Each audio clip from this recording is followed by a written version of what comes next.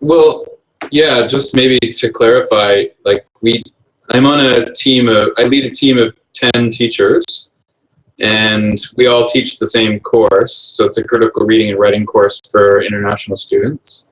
So that happens from September till April. So I lead that team, and then what the post was about really was our year-end sort of debrief with the team of teachers about the previous year. So it wasn't like a separate course. It was just an end of year, kind of wrap up. And we do this every year at the end of the academic year. And because I had 10 teachers this time, as opposed to a smaller group like 5 or 6, I was trying to figure out a way to get everybody to reflect on the year and also to think about, how they fit into the team next year, and then also give feedback on the curriculum. So instead of spreading that out over like a series of days, because A, their contracts end, shortly, and B, because everybody's kind of tired of marking and having student meetings and stuff like that. It's kind of a stressful time of year. I wanted to condense it into one day. So that's really how this unfolded in terms of like, how can I do that so that it's effective but also short? Well, first, I really, the purpose of the 2 slides, as you kind of mentioned, was for them to think about themselves, and then 2, the second slide was really to benefit me, because I wanted them to think about, instead of just being a general EAP instructor, what specific area might they focus on to become kind of an expert, so that next year we have 10 people and maybe 10 different expertises, and they can all contribute to the lesson planning from different angles instead of too many cooks all doing the same kind of suggestions. So that was really the purpose of the 2 slides. And then when we actually did it, I was kind of really hoping for it not to be too onerous for the teachers, and be engaging, so that all the teachers weren't just kind of listening to 4 hours worth of someone talking about themselves. And that's why I built in the Q&A part. But to answer your question, what kind of developed from the first slide was a little bit of an interesting insight into how the teachers actually organized what was on their slides, because I left it pretty open aside from sort of that guiding instruction for the first and second slides. So some teachers, as I mentioned, did something very simple, which was just to put an image that may represent those 2 things. And other people went to much further degrees of, thoroughness, I guess, where they actually did some research and put some research on the slides and so on. And I didn't share everything on the post, but that was kind of interesting to see how the different teachers tackled those 2 slides. And then I guess from a content perspective, what was a little bit interesting was almost all the teachers to some degree think their students perceive them as very strict or not fun exactly. So there was a lot of discussion that emerged in the Q&A about why do people think their students are looking at them this way, and how does that match what they think about their own identity or not. So I found that kind of an interesting commonality among everybody's, because even myself, I suggested that I sort of see myself in one way in front of the teachers as kind of this really benevolent leader who's nice and gives suggestions but creates space. But then when I think about the students, I wonder if the students see me as kind of a gatekeeper and sort of harsh when I give feedback and so on. So, and I think that was actually shared among many of the teachers. So I think that emergence was kind of an interesting point where everybody started to think, okay, why is it that we all feel that the students may feel this way? And, it gave us stuff to think about going next year as to how we want to approach our classes the same or different, or Do we need to give feedback differently, or that type of thing. And then the second slides were what I found personally interesting, just as the leader, because everybody kind of picked a different area of specialty that they thought would be something interesting for them based on their experiences this year, but also something that they could focus on next year and maybe do action research about, or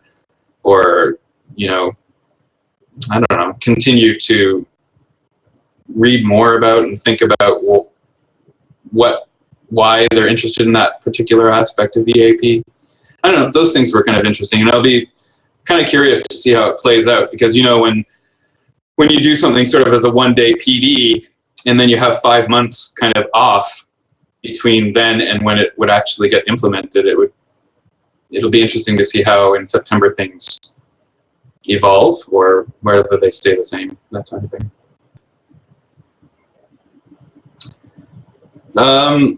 Well, again, there's quite a long break between this and next semester. So in terms of actual practical things that will happen, I guess we'll have to wait and see. But what did kind of emerge from the discussion was what it is about the practice that people feel their students might find them strict. And, it's all perception. We don't even know that the students feel this way, right? It's just the way that the teachers are feeling they may think from their office hours and so on. So I remember a couple of people were talking about L1 in the classroom and whether or not they maximized that, or whether they looked at it kind of punitively when people used L1. And we discussed a little bit about maybe some strategies for using L1 in the classroom, or how to deal with students who use their L1 in the break time, and how that may affect the classroom dynamic of the students who don't speak that L1. So we talked a little bit about that. We also talked about, like I said, feedback, and one person actually suggested that their specialization next year may be looking at feedback. So what are good ways to give feedback on written work, rather than, mostly saying, I wouldn't say negative feedback, but more, when you give constructive feedback on writing, it sometimes comes across as, this was inefficient, try this, or this was not so good, try this. And maybe there could be a little bit more of the, good job in this area for this reason, to balance those things out a little bit, as well as another strategy that was thought of was maybe giving two types of feedback on a paper. For example, on one version of the paper, giving some language-related grammar and stuff advice on its own, and then on another version of the feedback, giving some content feedback, which would include the positive, well done for this reason, but also the critical side, which is more of the, you could have done this, or you could do this instead. So we looked at feedback from sort of those two perspectives. To be honest, I'm not sure I can remember absolutely everything that was talked about, but those two came up. Well, I don't think we have a sort of framework for formalizing it in place just yet, but through the last few years, we've been trying to encourage people to find, or problematize, something specific that's happening in their classroom, and then consider why that's happening and ways to sort of handle that or improve it. So next year, when we're doing this specialization with the teachers, I'm hoping that we'll have some training session early on in the year to talk about what action research is, and maybe a tutorial, or someone to help, maybe it's me, to help set up an action research project. But I don't know to what degree of formality that will take, because everybody's kind of busy. And I don't think everybody's really clear on what action research is, or the spectrum of what action research could entail, because you have this sort of, on one end, very informal, in your head sort of idea, and then you move along with that. And I think we all kind of do that to some degree. And then there's, as you move along that spectrum, you get to something that's more and more formalized that may result in data and, a written paper or things like that. And I think we're more on this end at this point because just of the familiarity of people with formalizing this type of process. So it'll be some time before I think we reach over here. And maybe it will take one or two people to sort of work on moving themselves across this spectrum. And then as the years progress, we'll have examples of sort of how to go about doing an action research project on a more formal level. Not really. I think it's been a matter of getting people to think about those things rather than to actually start, doing something formal. And when the September to April year is happening, I mean, even for myself, it's very difficult to put your mind on that side of things, and outside of the day-to-day, I got to figure out what I'm teaching and how to teach it.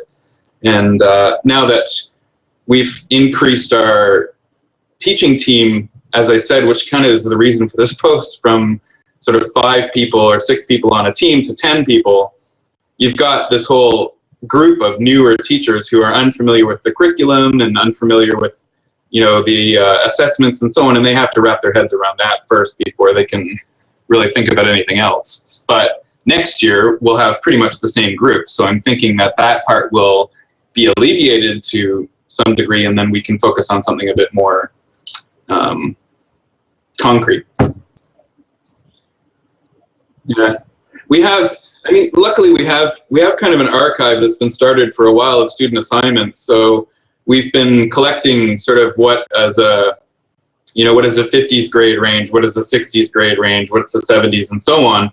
So we have kind of samples of these things, and now it's just a matter of someone taking the initiative to do something with those samples. So hopefully someone does that.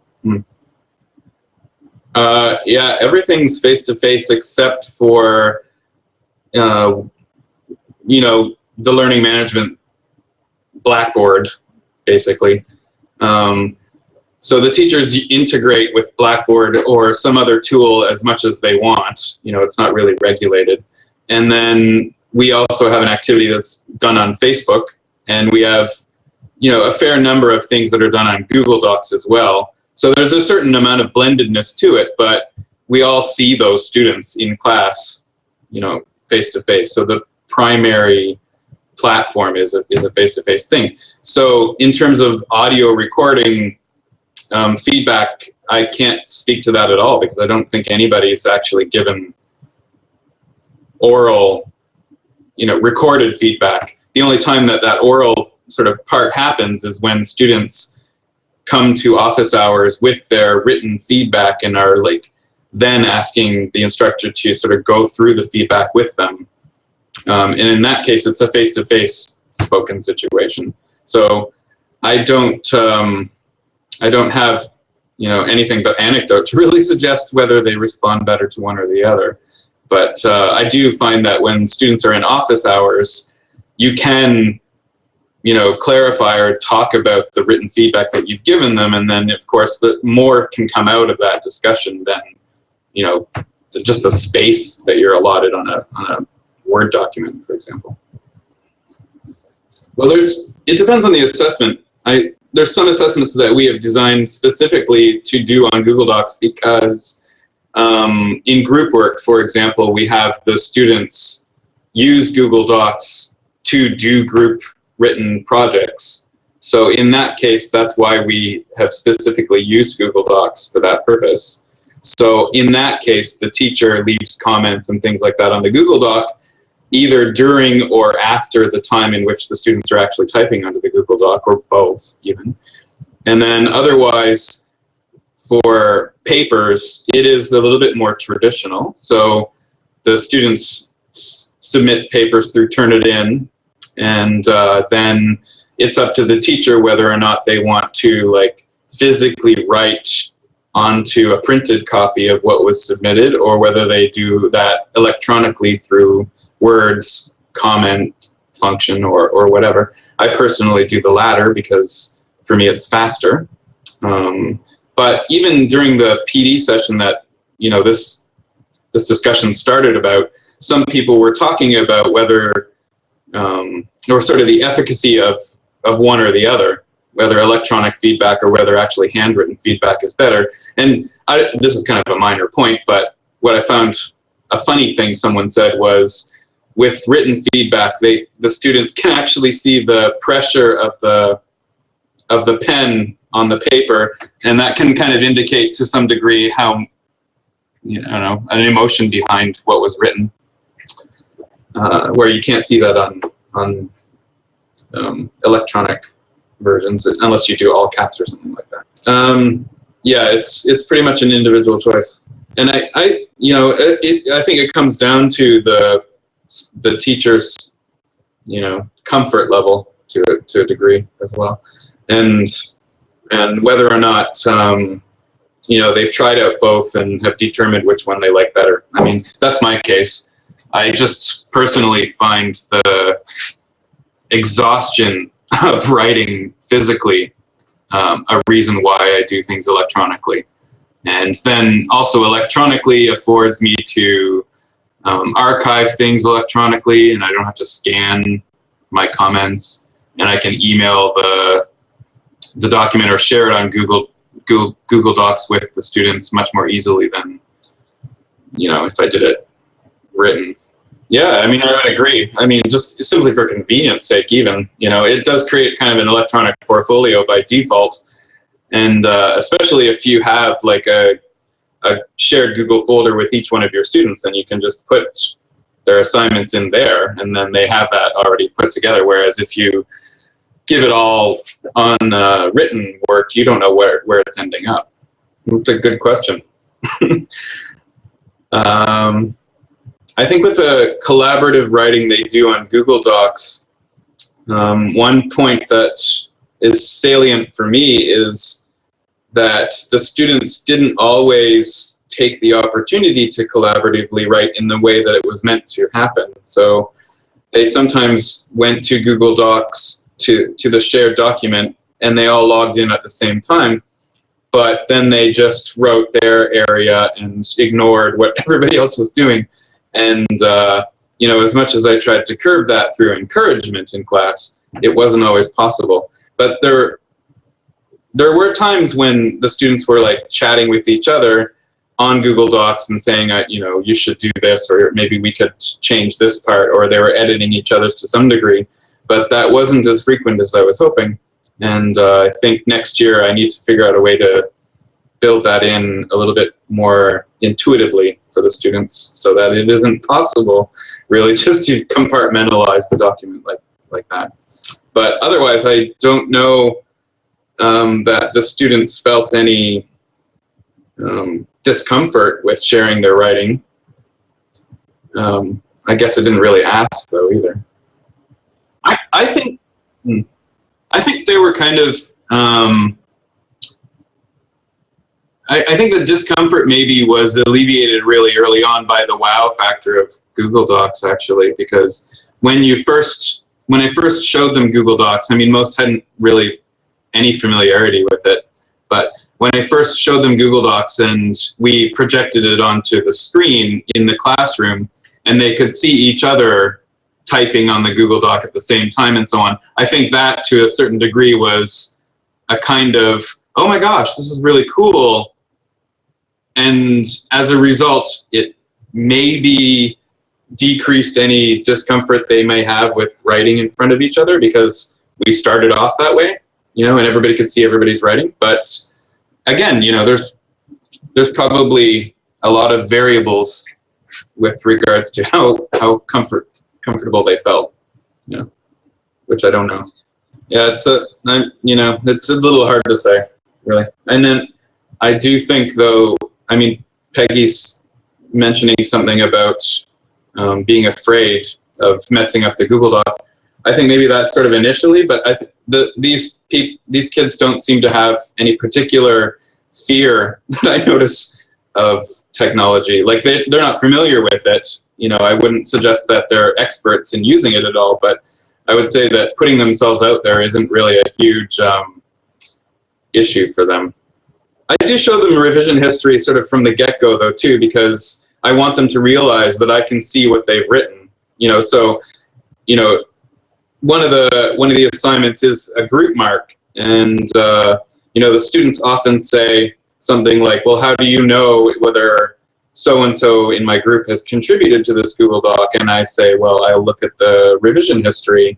And so we look at the revision history and show them, look, it shows the color coding as to who's done what. So they're already familiar right away with the fact that, if they deleted something, then I can just look at revision history and restore something. So I think that gets rid of that worry pretty quickly. The only time we've had any issue is when I've had I created a Google Doc as a template for students to use, but not actually to type on. And the idea would be that they would copy the content from the template onto their own Google Doc and share that with their group. And they have deleted that template. The whole document itself, they deleted from their Google Drive. So in that case, it's been a little bit more of a panic because they didn't know how to get it back. So I kind of had to search through and look through my bin and find it. But nothing was ever a major problem, actually. Well, again, the one course that I lead and teach is the critical reading and writing course. So that's the one all of this is happening in, both the reading circles and all of these Google Docs and everything that I'm talking about. Then we have another course, which is academic listening and speaking, which I have very little part of, actually, aside from sort of knowing what's happening in it so that we can transfer skills between the two. And then there's a university skills and strategies course, which is, again, I don't have any input into their content, but it is more about acclimatizing to the resources that are available at the university for all students, and the library skills and time management, exam questions, those types of things happen in that course. So in my course, it is focused on really just developing intensive reading skills, which is where the academic reading circles come into play. So we have typically done 2 sets of academic reading circles, one in the fall and one in the winter. And that really is 5 different texts, and everybody has one of the 5 roles for each of those texts, and they rotate through them. And then we redo that more or less in the winter. So those are really focused on getting students to see information that's presented in a text by an author from a specific angle, which is something we kind of always do as readers, but they kind of need it pointed out to them and scaffolded. And then the idea is that once they've gone through all of the roles of these reading circles, then they're theoretically aware of the different types of information that authors use to present arguments and support and so on, that they will then look at a text in the future and be able to do kind of all those things simultaneously the way that we do them. And then a sort of supplemental point to the reading circles is to be able to understand the content of that text really well so that you can apply the ideas from that text to your writing. So all of the writing assignments that we have, maybe not all, but largely are related to the text that they have been using in the reading circles, so that we know that they understand those texts really well, and then they can synthesize the ideas from those texts or other texts they find into a research paper or some other writing assignment that they have to do. So they're connected, completely and integrated with each other. So it's not like the reading circles happen and then they have a writing assignment that has nothing to do with them. They're connected that way.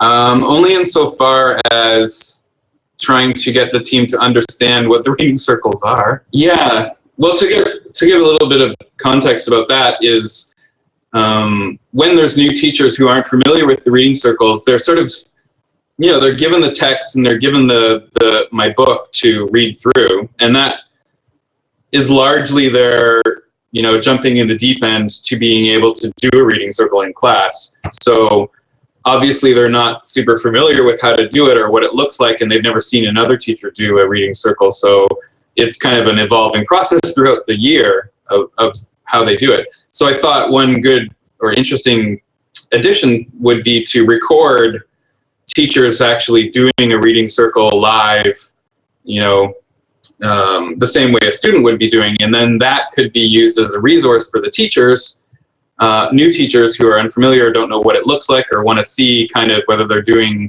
a reading circle in class the way it's intended to be, or whatever variation they're doing. And that I thought would be recorded, right? So it could either be an addition to my book or, I don't know, whatever. And the teachers, for the most part, were into it, and they thought it was a good idea. But I think there's just the natural hesitancy to be on camera, really. And, having what they say and, sort of being immortalized in something that could be used as a PD for future teachers. I think that's really where the hesitancy is. I don't think it's so much about whether it's a good idea or whether they like it or anything like that. I think it's just a little bit of camera shyness. Well, I think the latter would be really great, and that's what ultimately I would like to happen, is to be able to give this to everybody as a resource. And I hadn't really necessarily thought so much about whether the students themselves would access this, because it obviously could be something that the students watch, but I don't know how much the students would get out of it. I think the students need to experience it themselves before they really understand what the premise of it is. Well, it wasn't very clear, frankly. So yes, I sort of see it as something for future teachers who want to use reading circles to kind of see how a teacher would do it, and what kind of information might come out of each of the roles if someone, sort of an expert in reading was doing it. And then, yes, that could be shared with other teachers, or it could be something for the students too. I haven't really, to be honest, thought it through very fully. It was just an idea. Yeah, totally. I think that at first with anything that's unfamiliar, I think it's kind of natural to not do it very well at the beginning. And so I think with students, the first reading circle, it depends on the group, but the first reading circle is always kind of a bit of a bomb. And the way that we deal with that is, through modeling, I guess, kind of like you've done, but we haven't organized it in a teachers all together doing a reading circle yet. What we've done is basically said, okay, so the first couple of weeks when we're introducing what a reading circle is, we model each of the roles on a sample text for the students in terms of what type of content they would look for on that text, depending on whichever role it is. And then just say, okay, what we want you to do in your group is we want you to, as the leader, for example, start off the discussion with your comprehension questions about the text, and then move through the roles, sort of sequentially. So the leader would talk first, and then maybe the visualizer would talk next, and then the contextualizer would talk next, and see how that works for you. And then if you're finding that it's not really a natural discussion, which typically is what people find, is then the next reading circle we encourage not being so sequential like that, and more going through the text.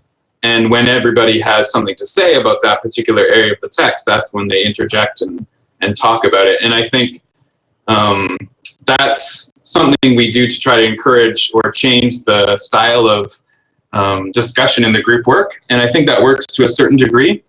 But also, each time we do the reading circle in class, we organize some sample questions for each of the roles if we were doing them as teachers. And while the group work is sort of going on, we put those questions onto the board or the projector and say, okay, when you're talking about this particular role together, look at the board and talk about these questions as well, because these are the ones you may have missed when you were doing the role and might facilitate more discussion or more meaningful discussion and so on. So in terms of modeling, we've been pretty much looking at it from that perspective, which is, okay, in week 2, we'll do, for our first reading circle, we'll focus on the contextualizer role. If I was the contextualizer, what kind of things would I find? And I put that sort of on the board, and then tell the students in your group, when you're getting to the contextualizer stuff, look at the board and talk about the things that I found. And that can help you sort of see whether or not you've done the contextualizer role in a really efficient, meaningful way. And then the next week we would do that for the visualizer role and so on. And then once we've gone through sort of the fall term where everybody's done one role at least once, then in the winter term, people are a little bit more familiar and they've sort of worked out the group dynamics with each other a bit more. So they know how each other works and how each other likes to talk, and they can usually capitalize on that better in the discussion part in the winter term. But it obviously takes some time. And maybe if we did do this recorded bit with the instructors and showed that early on to the students or even to the teachers, then maybe that would just speed things up. It's possible. I have considered that, and one of the Google Docs assignments that we have is after the reading circle discussion, the group work discussion is over, then we have the students log on to a Google Doc, which is sort of something I was alluding to earlier. And the group types in sort of summaries that they found for each of the role for a particular text. So we've done that in class where the students bring their laptops and they log in at the same time. And that's where I was talking about the compartmentalizing bit sort of happening. And then we want them by the end of the term to go back to that Google Doc and revise what it is that they have written now that they've had some time to digest the discussion. And that has been maybe a little less successful than I want it to be, because when the students are finished with the Google Doc in class, they typically don't really go back and look at it. And I think I need to incorporate some way to encourage that to happen a bit more.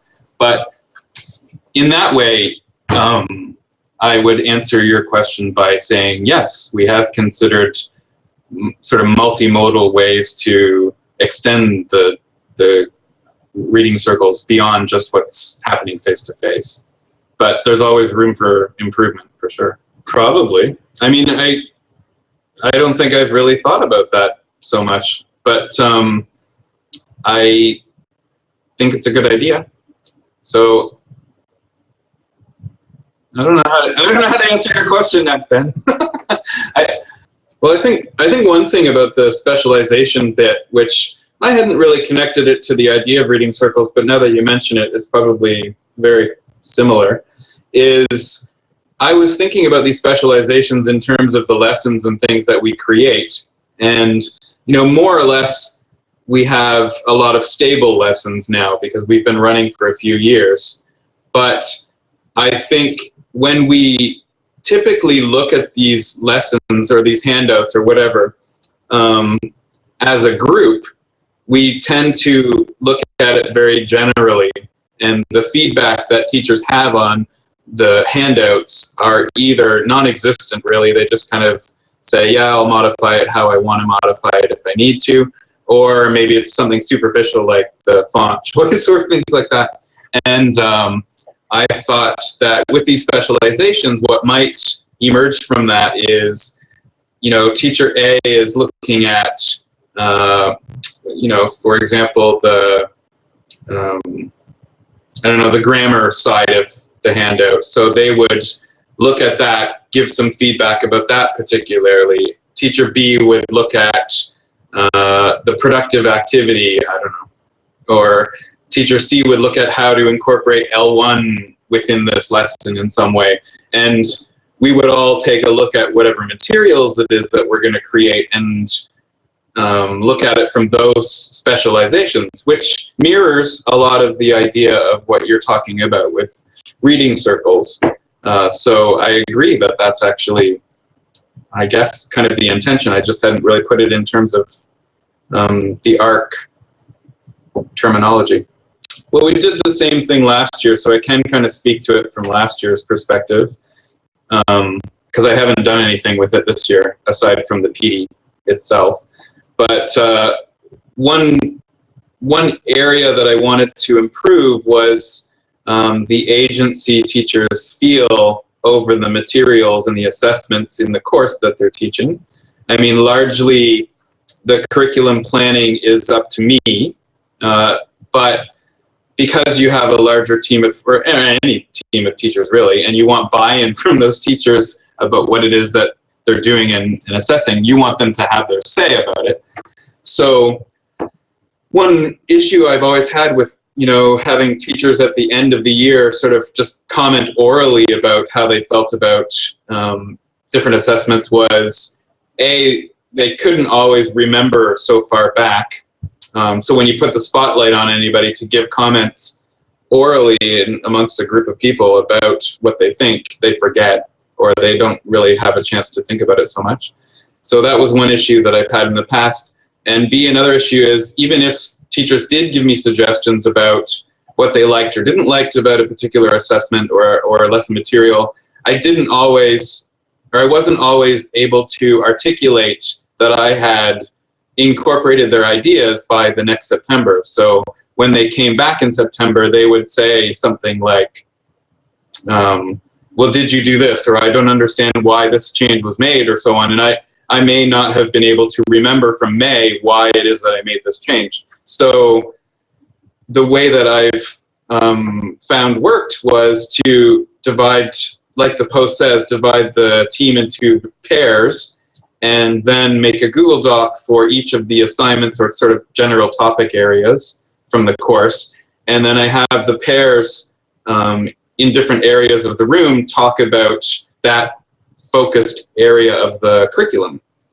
So they have a little, 15, 20 minutes to read some guiding questions that I put there, like, was there anything not so good, or did the timing work out, or whatever. And then they can type in their ideas onto the Google Doc as they're talking about it, which gives me a written record of what they've said. And then after 20 minutes, they sort of rotate around the room with different people to talk about another aspect of the curriculum on a Google Doc and type that stuff down. So what comes from that is 5 or 6 Google Docs with fairly elaborate feedback on each of the points, both positive and critical, about the curriculum. And then when I'm alone to revise the assessments for the next year, I look at those documents and really just more or less highlight in green sort of something that they've done that I in fact did use to modify the assessments, so that in September I can refer to these things that we did in May and say, look, I did incorporate these changes into these documents because you guys are the ones who gave me that input. So thanks very much. And I think that worked out quite nicely last year because very few people had any misunderstanding as to why an assessment changed or why something was taken out. And they were able to look back at their own words, really, and go, okay, so you incorporated this, and this, and you rejected this one, maybe, but you incorporated all these ideas into it. So, I feel as though I had valuable input, and that's why I do it. Yeah. Awesome. Okay, so thanks for asking me. Yeah. Talk to you later. Bye.